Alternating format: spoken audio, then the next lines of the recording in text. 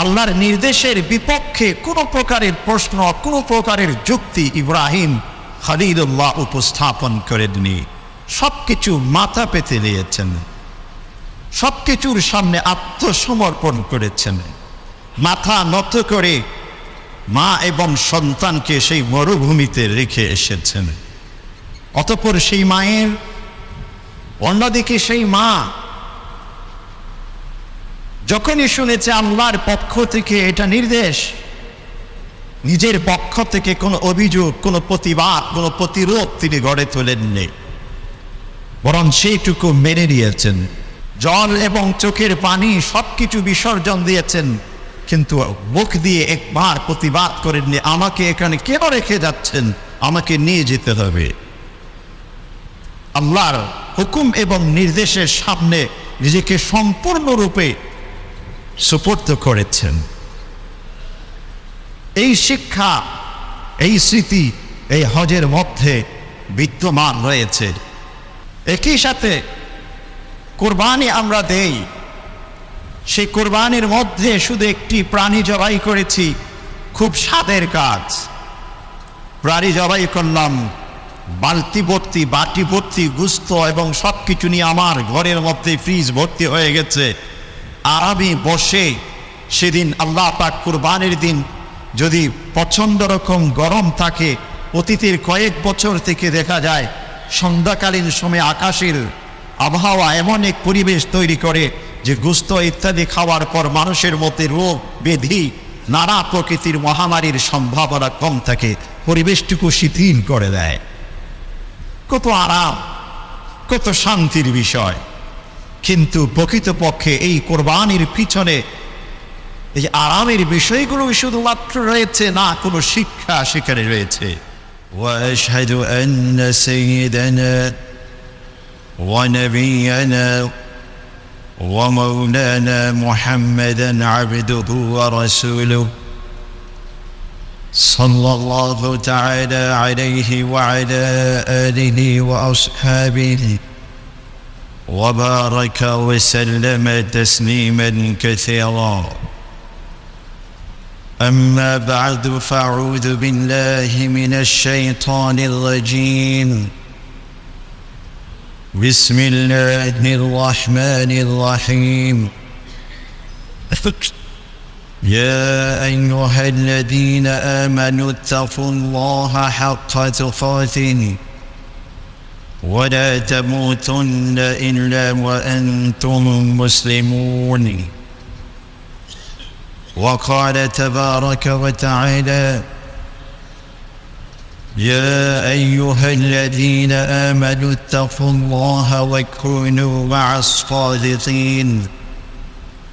صدق الله مولانا العظيم وصدق رسوله النبي الكريم،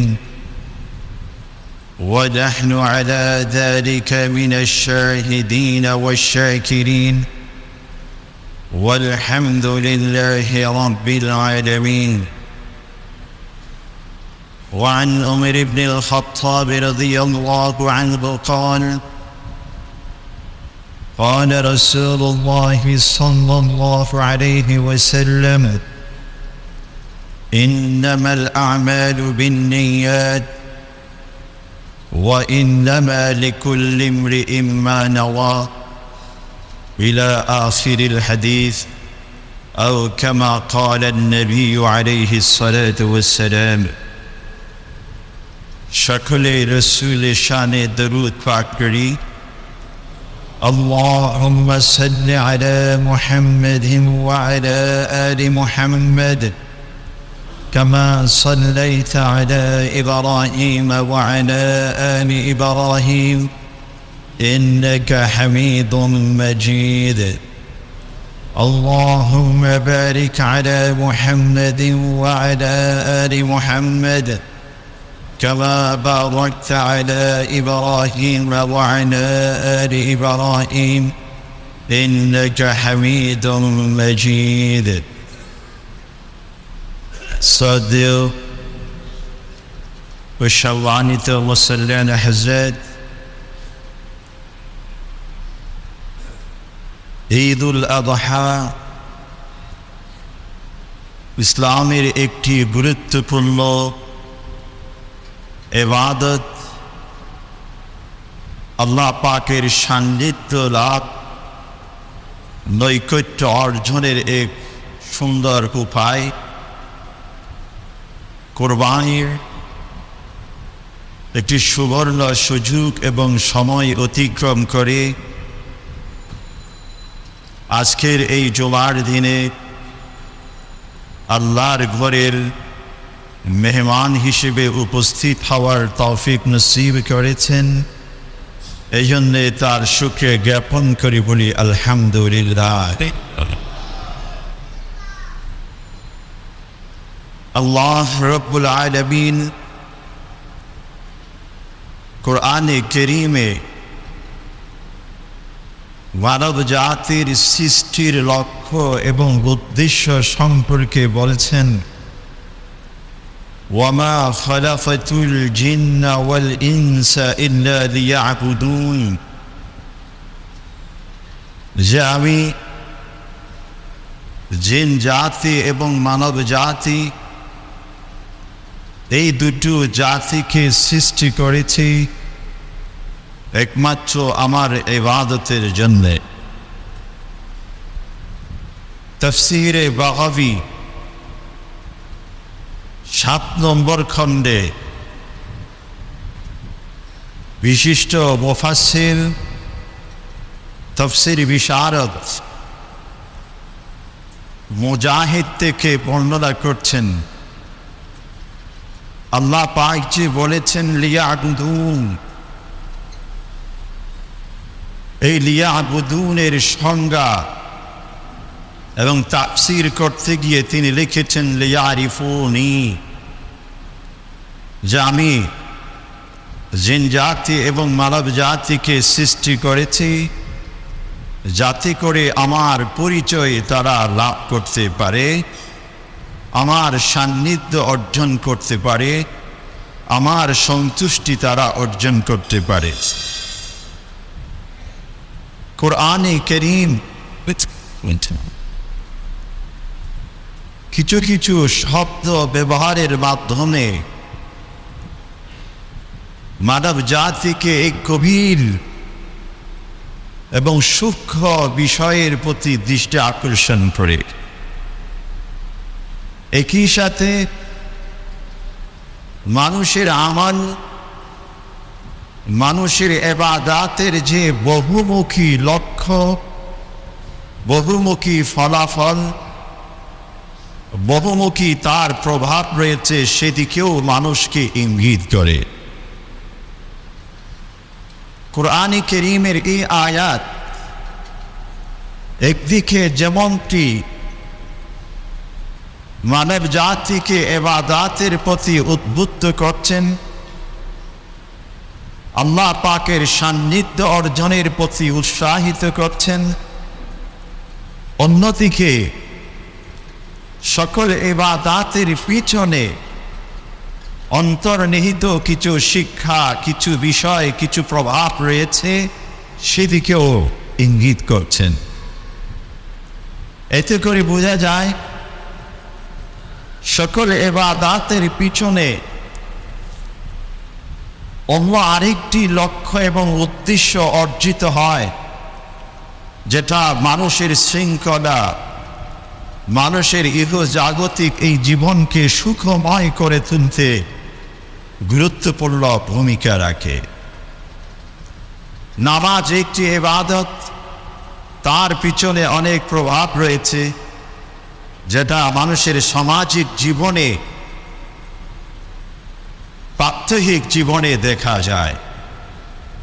সিয়াম, যাকাত, একই সাথে হজ, একই সাথে তারই ধারাবাহিকতায় বছরে ঘুরে আসা ইয়ৌমুন নাহর তথা ঈদুল উযহিয়া, কুরবানির এই দিন এবং কুরবানির মতো একটি ইবাদত, এর ভিতর সামাজিক দৃষ্টিকোণ থেকে, অর্থনৈতিক দৃষ্টিকোণ থেকে মানুষের আত্মশুদ্ধির প্রকল্পে বিশেষ এক প্রভাব এবং বিশেষ শিক্ষা অন্তর্নিহিত রয়েছে। এই জন্যে কুরবানির মতো একটি ইবাদত আমরা আদায় করেছি। আমাদের মধ্য থেকে আমাদের কিছু ভাই, সমাজের কিছু সদস্য বাইতুল্লাহ জিয়ারতের উদ্দেশ্যে হজ আদায় করতে গেছেন, হজ আদায় করেছেন। এই হজ এবং কুরবানির মধ্যে আমাদের অর্জন করার কি ছিল, এবং এই ইবাদতগুলো সম্পন্ন করার পর তার আউটপুট, তার রেজাল্ট, তার ফলাফল কি? আল্লাহ পাক নিজেই বলে দিয়েছেন, লা ইয়ানালাল্লাহা লুহুমুহা ওয়ালা দিমাউহা, যে আল্লাহ পাকের পিপাসা লেগেছে, ক্ষুধা পেয়েছে, এই জন্য প্রাণী জবাই করার জন্যে মানুষকে যে এড়িয়ে দিয়েছেন এমনটি নয়। ওয়ালাকিন ইয়ানালুহুত তাকওয়া মিনকুম, আল্লাহ পাক এর ভিতর, এর মধ্য থেকে, এরই মাধ্যমে মানুষের কার অন্তরে কত পরিমাণ তাকওয়া রয়েছে সেইটুকু আল্লাহ পাক পরীক্ষা করেন। কাযালিকা সাখখারাহা লাকুম লিতুকাব্বিরুল্লাহা আলা মা হাদাকুম ওয়া বাশশিরিল মুহসিনিন। আর যারা এভাবে ইহসান ভিত্তিক নিজের জীবনের প্রতিটি ক্ষণ, প্রতিটি মুহূর্ত অতিক্রম করে, অতিবাহিত করে, আল্লাহ পাক তাদের জন্য সুসংবাদ রেখেছেন। তো এই হজের সূচনা হয় ইহরাম এবং তালবিয়ার মধ্য দিয়ে। আমরা অতীতেও আলোচনা করেছি যে তালবিয়া একটি বাক্যের নাম, কিছু শব্দের উচ্চারণ। প্রকৃতপক্ষে কয়েকটি বাক্য এবং শব্দ মুখে উচ্চারণ করার মধ্যে সেটা সীমাবদ্ধ নয়। তার প্রতিটি বাক্য, তার অর্থ, তার মর্ম একজন মুমিন হৃদয়কে, একজন মুসলিমের অন্তরকে স্পর্শ করবে, যেটা তার ভবিষ্যৎ জীবন, তার সামনের জীবন, তার বাকিটুকু আয়াত কিভাবে অতিক্রম করবে তার একটি সিলেবাস, তার একটি সূচি, কর্মসূচি এই তালবিয়ার মধ্যে রয়েছে। যখন সর্বপ্রথম ইহরাম পরিধান করা হয়, মানব জাতিকে এই শিক্ষাটুকু আল্লাহ পাক দিচ্ছেন, হে আমার বান্দা,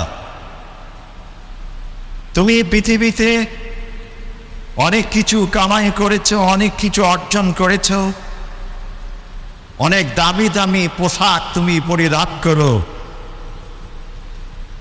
অনেক রাজকীয় পরিবেশে তুমি জীবন যাপন করো, কিন্তু দিন শেষে, সময় শেষে তোমাকে এই সাদা কাপড় পরিধান করে আমার কাছে ফিরে আসতে হবে। এই অনুভূতি, এই উপলব্ধি, এই চূড়ান্ত ঠিকানার প্রতি ইঙ্গিত আল্লাহ পাক ইহরামের মাধ্যমে প্রতিটি মানুষকেই শিক্ষা দিচ্ছেন।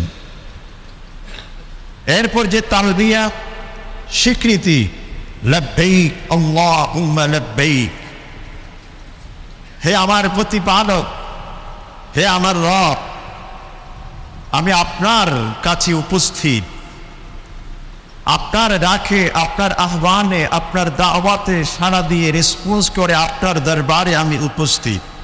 কারণ আপনার এই দরবার শান, আপনার এই ঘর ছাড়া আমাদের অন্য কোনো গন্তব্য ঠিকানা নেই। এবং লা শারীকা লাকা লব্বাইক, হে আমার প্রতিপালক, আমার সকল কাজে কর্মে, আমার সকল ইবাদাতে, আমার সমস্ত পরিকল্পনায় আপনার সাথে অন্য কোনো সৃষ্টি কাউকে আমি কখনো অংশীদার করি না। এটা এগ্রিমেন্ট, এটা চুক্তি, এটা আত্মসমর্পণ, এটা আল্লাহর সাথে প্রতিজ্ঞা এবং প্রত্যয়ে আবদ্ধ হওয়া। ইন্নাল হামদা ওয়ান নি'মাতা লাকা ওয়াল মুলক পৃথিবীর সকল প্রশংসা একমাত্র আপনার। আমি বান্দা হিসেবে আমার দেহ, আমার শরীর দেখে, আমার সম্পদ দেখে, আমার গুণ দেখে, আমার শিক্ষা দীক্ষা, আমার নেম এন্ড ফেম, আমার খ্যাতি, আমার অনেক কিছুর উপর ভিত্তি করে পৃথিবীতে মানুষে প্রশংসা করে। কিন্তু এই সব কিছু কিছুই না, সব কিছুর একমাত্র একটি শিখর, সকল প্রশংসার শিখর হচ্ছেন হে রব আপনি নিজেই। ওয়ান নি'মা, পৃথিবীতে আমি অনেক কিছু অর্জন করেছি, আমার স্থাবর অস্থাবর অনেক সম্পদ, আমাকে অনেক নেয়ামত আপনি দান করেছেন, সমস্ত নেয়ামত আপনার একমাত্র, আমার কাছে আপনি আমানত হিসেবে দিয়েছেন। লাকা ওয়াল মুলক, পৃথিবীর যত রাজত্ব, যত ক্ষমতা, যত পাওয়ার, সব কিছু একমাত্র আপনার, এবং সমগ্র বিশ্বে একমাত্র আপনার বিধানের আলোকে, আপনার নীতির আলোকে রাজত্ব হতে পারে, অন্য কোনো রাজত্ব, অন্য কোনো শাসন হতে পারে না। এই তালবিয়ার মাধ্যমে এটা আল্লাহর সাথে এগ্রিমেন্ট, চুক্তি আমি স্বীকৃতি দিচ্ছি। এরপর পরিশেষে আবারও বলছি লা শারীকা লাকা লাব্বাইক, হে আল্লাহ, হে প্রতিপালক, আমার এই যাবতীয় বিষয়গুলো যেখানে প্রতিশ্রুতি হিসেবে আপনার সামনে উপস্থাপন করেছি, এর ভিতর অন্য কোনো সৃষ্টির অংশীদার কশ্চিনকালেও সম্ভব নয়। আমি সেটা মানি না, কোনো অংশীদার, কোনো পার্টনারশিপ আপনার সাথে নেই, আপনি একক, এক সত্তা। তাহলে ইহরাম আমাদের একটি সুন্দর গন্তব্যের শিক্ষা দিচ্ছে। তালবিয়া আমাদেরকে আল্লাহর সাথে এক মহৎ এবং পুরাটা জীবনের এক এগ্রিমেন্টের সিগনেচার হচ্ছে, মৌখিক স্বীকৃতি হচ্ছে। এটাই হচ্ছে তালবিয়া। এবং একই সাথে একজন হাজি যখন বাইতুল্লাহ তাওয়াফ করতে যায়, বাইতুল্লাহর চতুর্দিকে ঘুরতে ঘুরতে ঘুরতে ঘুরতে তাওয়াফের মাধ্যমে সে নিজের এইটুকু উপস্থাপন করে, হে রব, হে প্রতিপালক, আপনার সাক্ষাতের জন্যে, আপনার লেখার জন্যে, আপনার মোলাকাতের জন্যে আমি কতই না ছটফট করছি, কতই না দিক বিদিক ছোটাছুটি করছি, একমাত্র আপনার সাক্ষাতেই আমার উদ্দেশ্য। আমার লক্ষ্য একমাত্র আপনার সাথে সাক্ষাৎ। তাওয়াফের মাধ্যমে প্রতিটি হাজি, প্রতিটি মানুষ এই স্বীকৃতি দেয়। অতঃপর সেখানে আল্লাহ পাকের সবচেয়ে প্রিয়,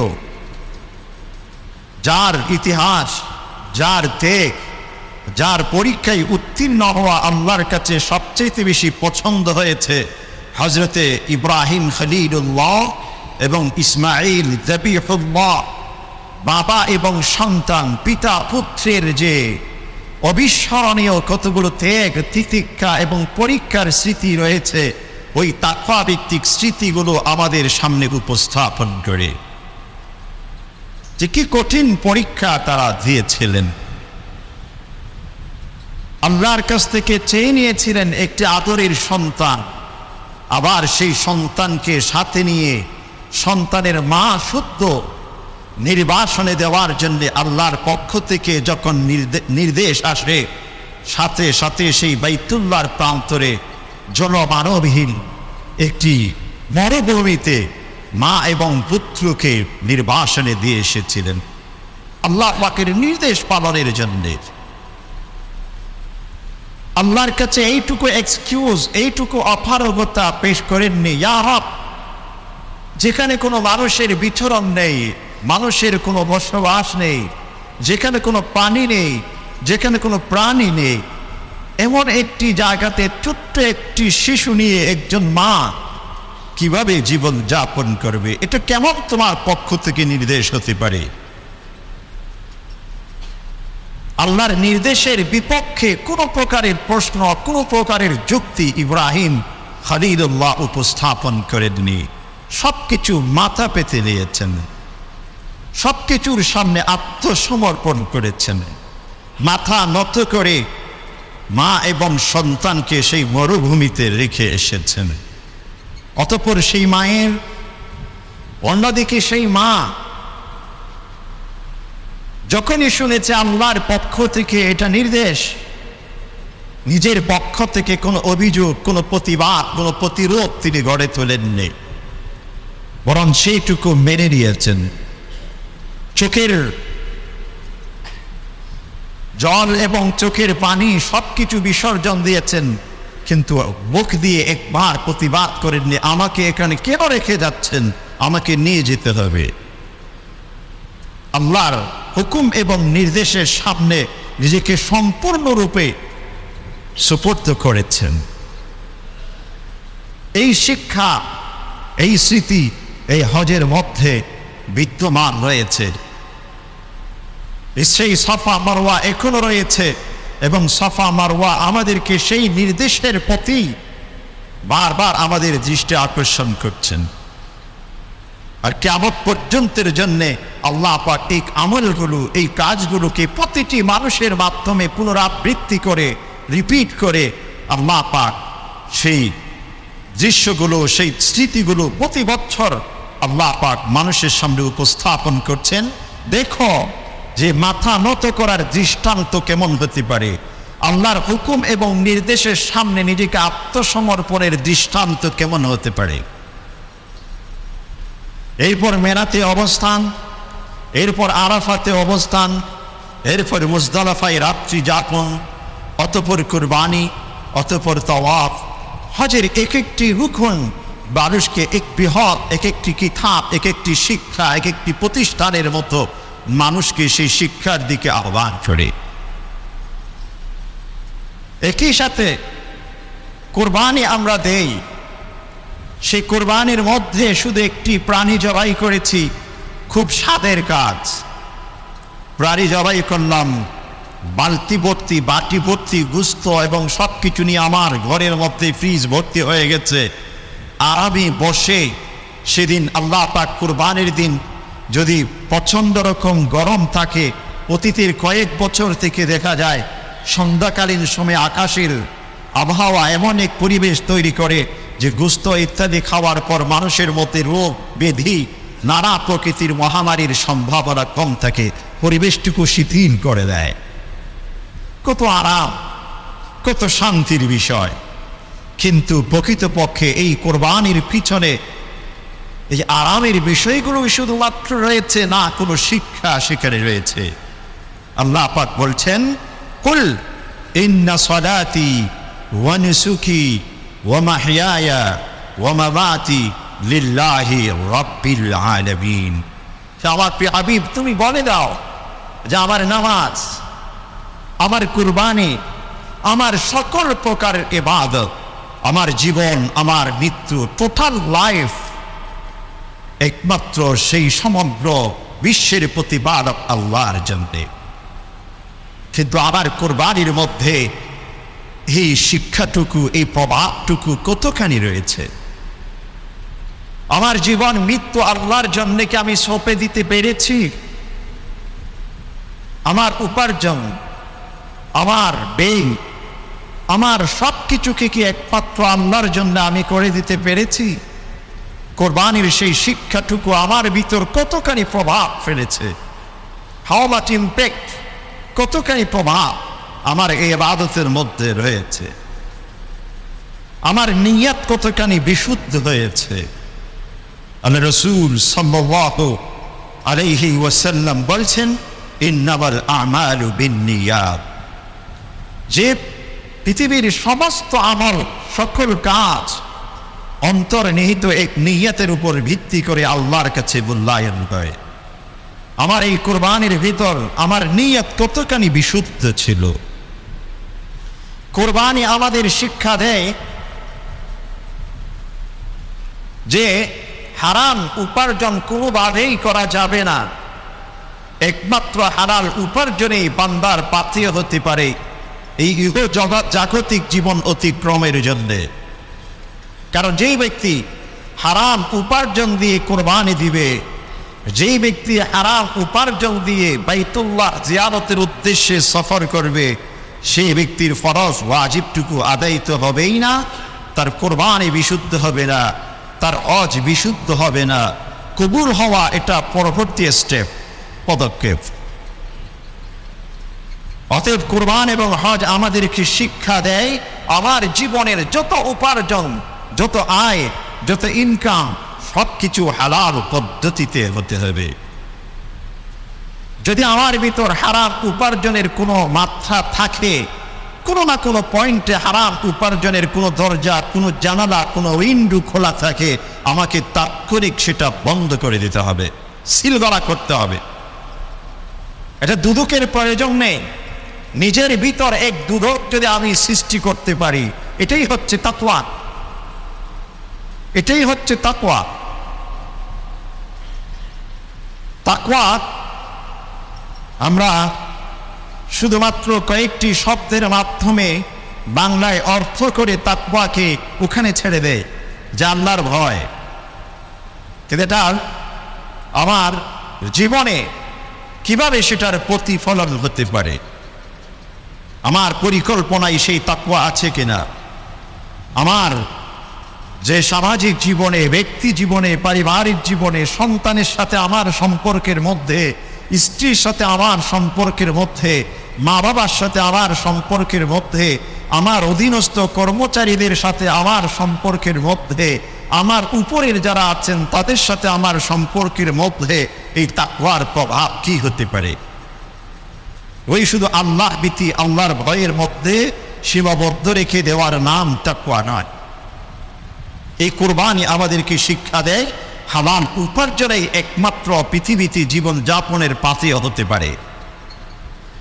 আর যদি কোনো ব্যক্তি এর ব্যতিক্রমে হারাম পন্থায় কোনো কিছু অর্জন করে, উপার্জন করে, সেটুকু বাতিল,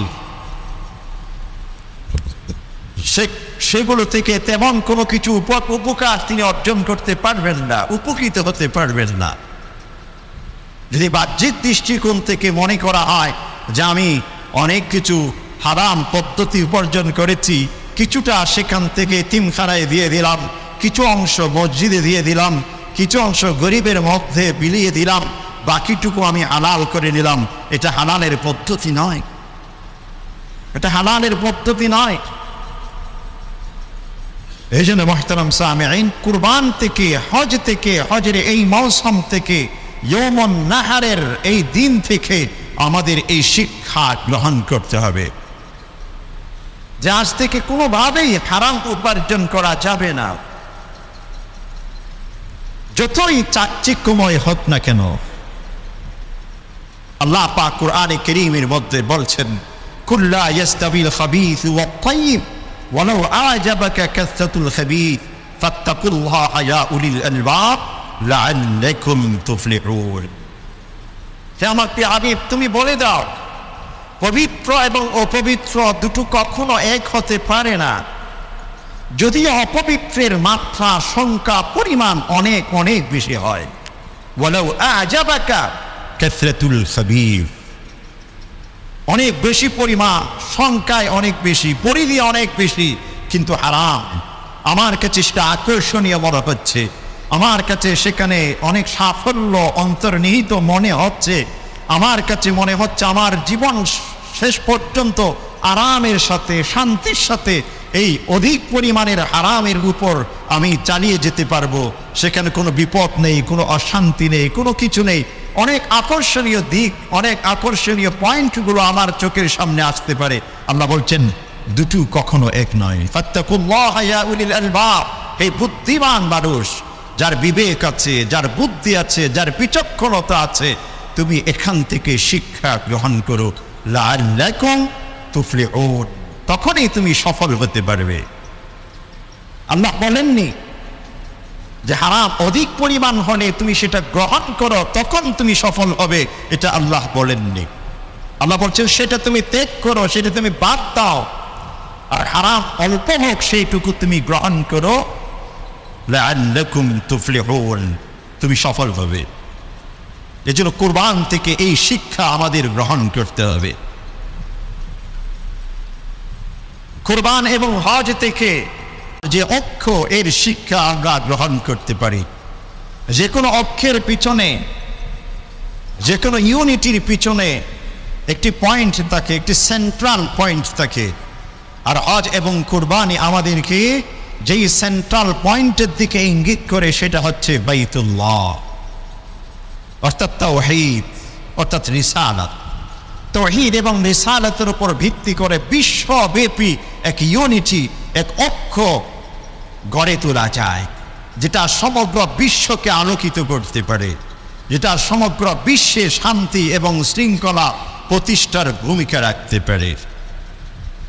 কিন্তু দুঃখের বিষয়, আফসোসের বিষয়, এই দিনগুলোতে সমগ্র বিশ্বের বিভিন্ন প্রান্ত থেকে লক্ষ লক্ষ হাজি হজের উদ্দেশ্যে, বাইতুল্লাহর উদ্দেশ্যে সফর করে থাকেন। সমগ্র বিশ্বে লক্ষ লক্ষ কোটি কোটি প্রাণী আল্লাহর উদ্দেশ্যে জবাই করা হয়, কিন্তু সেই ইউনিটি, সেই অক্ষ, সেই ওয়াহদাতুল উম্মাহ, সেই উখুওয়াত এবং ইসলামিক ভ্রাতৃত্ব, সেই বিশ্ব মানব সংহতি প্রতিষ্ঠা কখনো হয়ে উঠে না। এটার পিছনে কারণ নিয়ত এবং উপার্জন। উপার্জন যতক্ষণ পর্যন্ত আমার উপার্জন এবং নিয়ত দুটো বিশুদ্ধ হবে না, ততক্ষণ পর্যন্ত এর মাধ্যমে যে ইবাদত আমি করব, সেই ইবাদত থেকে যে ফলাফল পাওয়ার কথা সেটুকু কিন্তু আমি পাবো না, সেটুকু আমি পাবো না। এটা কোনো না কোনো জায়গার মধ্যে লিক হয়ে গেছে। যে লিকটুকু হয়ে গেছে সেটা পরিপূরণ একমাত্র ওই শিকড় থেকে আমাকে করতে হবে। কুরবান থেকে যে শিক্ষা আমরা গ্রহণ করতে পারি, যে প্রতিবেশী হোক, দূর সম্পর্কের আত্মীয় হোক, একই সাথে গরিব মিসকিন হোক, তাদের সাথে আমাকে একাকার হয়ে জীবন যাপন করতে হবে। সামাজিক জীবনে আমাদের মধ্যে এক ইউনিটি, এক ঐক্য আমাদের প্রতিষ্ঠা করতে হবে। আমি শুধু একাই উপভোগ করব এমন মানসিকতা পরিহার করে সম্মিলিতভাবে উপভোগের যে একটি পরিবেশ, সেইটুকু আমাকে সৃষ্টি করতে হবে, তৈরি করতে হবে। এটা কোরবানের শিক্ষা। কোরবানের শিক্ষা আমি যেমনটি সম্পদের মাধ্যমে ইবাদত করে থাকি, আবার দৈহিক দৃষ্টিকোণ থেকেও ইবাদত আমাকে সেইভাবে সেই পরিমাণই করতে হবে। কোনো ব্যক্তি সুস্থ সবল, তার কোনো রোগ নেই, কোনো ব্যাধি নেই, কোনো দুর্বলতা নেই, সেই ব্যক্তি যদি সুস্থ অবস্থায় অন্য একজন ব্যক্তির মাধ্যমে, যা আমার অনেক সম্পদ আছে, অর্থ আছে, বাইতুল্লাহ জিয়ারত, মিনাতে অবস্থান, আরাফা থেকে মুজদালিফা ছুটাছুটি করা আমার মতো মানুষের পক্ষে, আমি অত্যন্ত আরামে থাকি, আমার পক্ষে এটা সম্ভব নয়।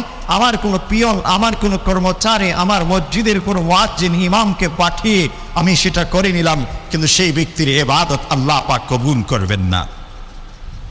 যেহেতু আপনি সুস্থ আছেন, যেহেতু আপনি সবল আছেন, আপনার দৈহিকভাবে সরাসরি ফিজিক্যালি আপনি এই ইবাদতটুকু সম্পন্ন করা আপনার জন্য সহজ আল্লাহ পাক করেছেন, আপনি কেন আরেকজনের সাহায্য গ্রহণ করবেন? এই জন্য ইবাদতে মানি, ইবাদতে জিসমানি দুটোর সমন্বয় হজ এবং কোরবানি থেকে আমরা শিক্ষা গ্রহণ করতে পারি। শুধু হজের মধ্যে নাই, কোরবানির মধ্যেও যে প্রাণী জবাই করা, আমি বলেছিলাম নিজ প্রাণী নিজে জবাই করা এটা সুন্নাহ, এটা মুস্তাহাব। কারণ আল্লাহ পাক আমাকে সেই শক্তি দিয়েছে, সামর্থ্য দিয়েছে যে স্যাক্রিফাইস আমার মন থেকে যেন সৃষ্টি হয়। একই সাথে এই হজের মাধ্যমে যে বিষয়টা আমরা শিক্ষা গ্রহণ করতে পারি, যে আমার প্রিয় বস্তুটুকু আল্লাহর পথে বিসর্জন দেওয়া। আল্লাহ পাক কোরআনে কারীমের মধ্যে বলছেন, লান তানালুল বিররা হাত্তা তুনফিকু মিম্মা তুহিব্বুন, যে তোমরা কল্যাণ কখনো অর্জন করতে পারবে না যতক্ষণ পর্যন্ত না নিজের প্রিয় বস্তুটুকু আল্লাহর পথে ব্যয় করো। এবং অতীতে হাবিল এবং কাবিলের ইতিহাস আমি তুলে ধরেছিলাম, যে হাবিল পশু, গবাদি পশু লালন পালন করত, নিজের সেই পশুর মধ্য থেকে যেটা হৃষ্টপুষ্ট, দেখতে সবচেয়ে সুন্দর, নিজের কাছে সবচেয়ে বেশি প্রিয় মনে হচ্ছিল, সেই প্রাণীটুকু আল্লাহর পথে কোরবানি দিয়েছেন। পক্ষান্তরে অন্যদিকে কাবিল যে কাজটি করেছিল কোন রকম কিছু দেবার মতো করে সে উপস্থাপন করেছে। আল্লাহ পাক যে প্রিয় বস্তুটুকু উপস্থাপন করেছিল তার কোরবানি কবুল করেছেন। নিজের প্রিয়টুকু, নিজের প্রিয় বস্তুটুকু দান করা, এর মধ্যে ফজিলত রয়েছে। আমরা অনেক সময় করি কি, যে নিজে যেটা খেতে পারি না, নিজের যেটা উচ্ছিষ্ট সেটা দিয়ে মানুষকে সন্তুষ্ট করতে চায়। যে বিয়ের অনুষ্ঠান, ঘরের মধ্যে মেজবানি অনুষ্ঠান, সব কিছু শেষ, অতঃপর অতিরিক্ত একটি ডেক বেঁচে গেছে, অতিরিক্ত হয়ে গেছে, এইটুকু কোনো গরিবদের মধ্যে বিলিয়ে দেওয়ার জন্য পরিকল্পনা করি। অথচ এইটুকু বিবেক আমার মধ্যে আসে না যে এইটুকু যদি আমি গরিবদের মধ্যে দেই এটা কেমন হতে পারে। আমি উন্নতটুকু নিজে গ্রহণ করেছি, উচ্ছিষ্টটুকু তাদের সামনে দিচ্ছি, আল্লাহ যদি অসন্তুষ্ট হয়ে পড়ে। এই জন্য মানুষকে কোনো কিছু দান, মানুষকে কোনো কিছু উপহার, যে কোনো শ্রেণীর যে কোনো প্রকারের মানুষকে যখন আমি মেহমানদারি করব, সেই মেহমান নওয়াজি, সেই মেহমানদারির মধ্যে এক ধরনের সম্মান বোধ নিজের ভিতরে থাকতে হবে। হোক না সে ইতিম, হোক না সে মিসকিন, হোক না সে গরিব। এজন্য প্রতিটি মানুষের প্রতি এজ এ হিউম্যান বিইং সম্মানবোধ, রেসপেক্টফুল তার মানসিকতা থাকতে হবে। এটা কুরবানের শিক্ষা, এটা কুরবানের শিক্ষা। এই জন্য কোনো ব্যক্তি যদি কুরবানির গোশত বিতরণের মধ্যে গিয়ে এমন কাজ করে যেটা আমার ঘরের মধ্যে খেতে পারবো না, এইটুকু দিয়ে দাও, এটা নয়, সেটাও দিলাম, আরো যেইটুকু আছে তার সাথে সংমিশ্রণে বেশি থেকে বেশি আমি দিতে পারি। এটা মানসিকতার বিষয়, এটা অভ্যন্তরীণ মনের বিষয়। আর মনের দিক থেকে যে যত বেশি প্রশস্ত হৃদয় অর্জন করতে পারবে, মনের দিক থেকে যে যত বেশি বড় অন্তর ধারণ করতে পারবে, আল্লাহ পাক পৃথিবীতে তাকে সেইভাবে সেই পরিমাণ সুখ, শান্তি এবং সমৃদ্ধি তাকে দান করে। এজন্য কুরবানি আমাদেরকে এই শিক্ষা দেয়। কুরবানি আমাদেরকে শিক্ষা দেয় যে ইসলামী সভ্যতার শিক্ষা দেয়। ইসলাম একটি সভ্য ধর্মের নাম। ইসলামের মধ্যে অসভ্যতা বলতে কোনো কিছু নেই। কুরবানি আমাদের শিক্ষা দেয় পবিত্রতার। আল্লাহ পাক বলছেন, সুম্মা লিয়াকুদু তাফাফাহুম ওয়ালইউফু নুযুরাহুম ওয়ালইয়াতাওয়াফু বিল বাইতিল আতীক। যে কুরবানি যখন আদায় হয়ে যাবে, তোমাদের ময়লা আবর্জনা সব কিছু তোমরা পরিষ্কার করে নাও। হাজিরা যখন হজ আদায় করবেন, দীর্ঘদিন পর্যন্ত তার চুল, তার নখ সবকিছু পরিষ্কার পরিচ্ছন্ন করার নির্দেশ দিচ্ছেন। সমগ্র বিশ্বব্যাপী যারা কোরবানি দেয়, তাদের পশু পাখি প্রাণী যা কিছু জবাই করেছেন সবকিছুর ময়লা আবর্জনা সুন্দরভাবে পরিষ্কার পরিচ্ছন্নতা শিক্ষা কোরবানি দিচ্ছে। তাহলে আমার ঘরের আঙ্গিনা, আমার রাস্তা, আমার ঘাট, আমার যেখানে আমি বসবাস করি সব কিছুকে পরিষ্কার পরিচ্ছন্ন রাখার শিক্ষা দিচ্ছে কুরবানি এবং হজের মতো এই প্রোগ্রাম।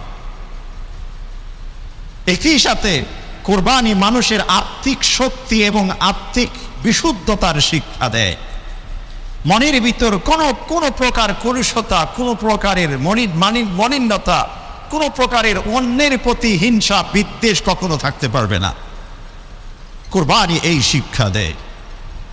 কুরবানি শিক্ষা দেয় প্রতিটি মুহূর্তে আল্লাহর শ্রেষ্ঠত্বের জনি যেন বান্দার মুখে থাকে, বান্দার মুখে যেন আল্লাহ পাকের পবিত্রতার ধ্বনি প্রতিটি মুহূর্তে থাকে।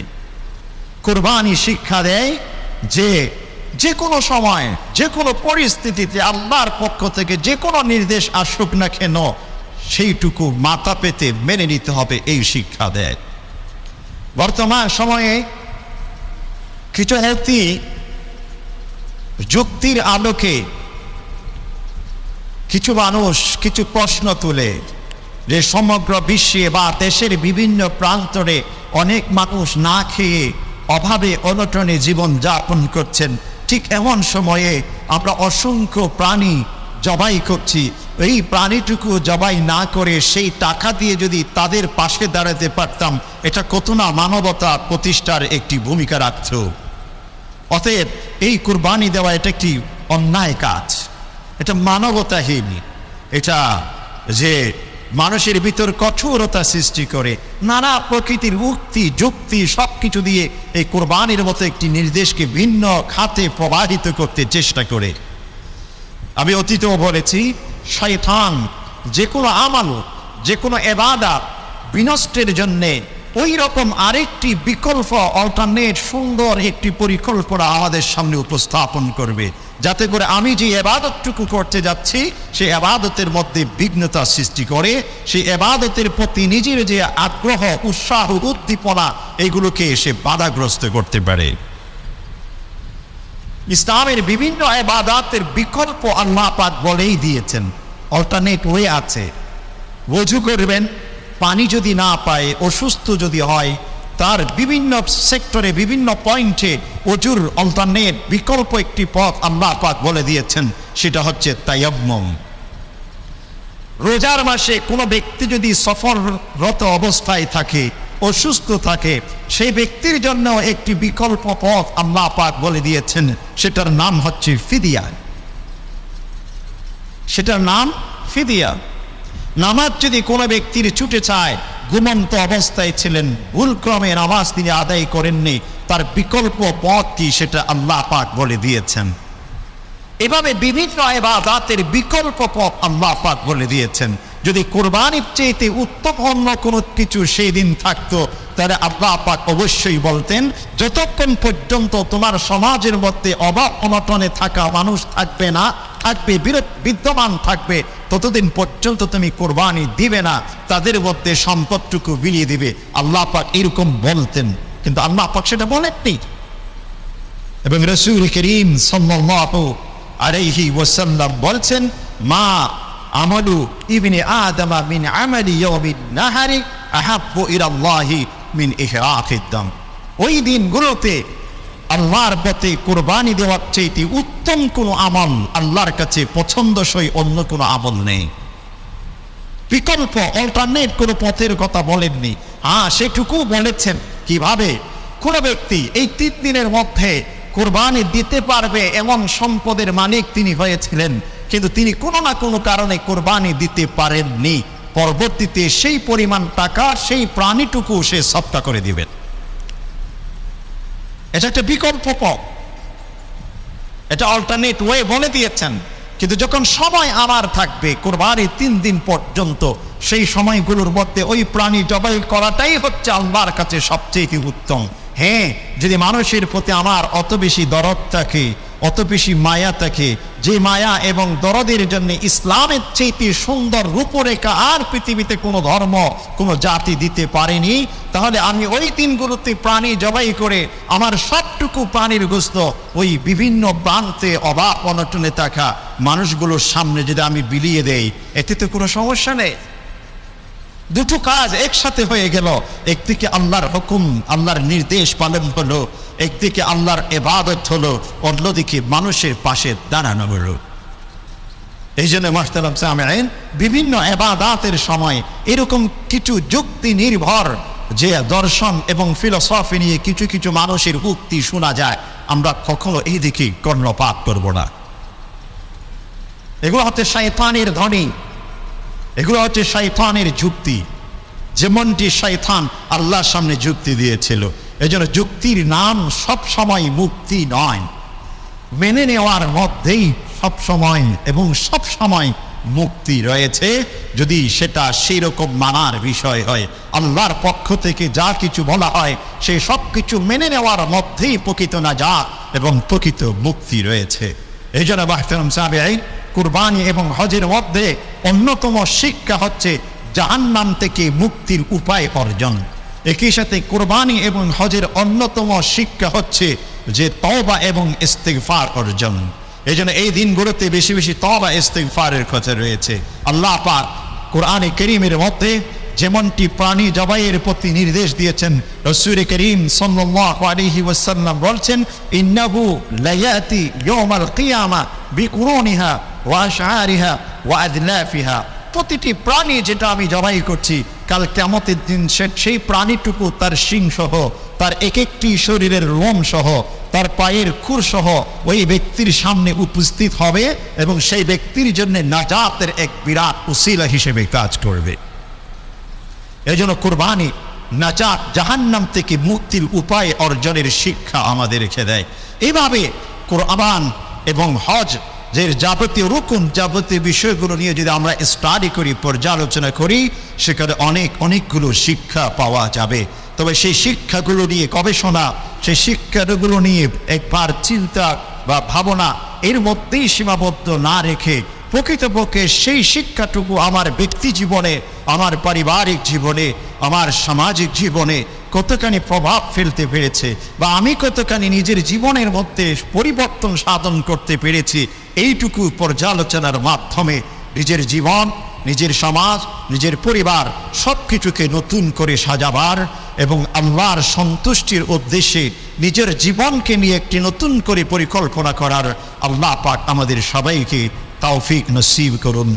আমিন ইয়া রাব্বাল আলামিন।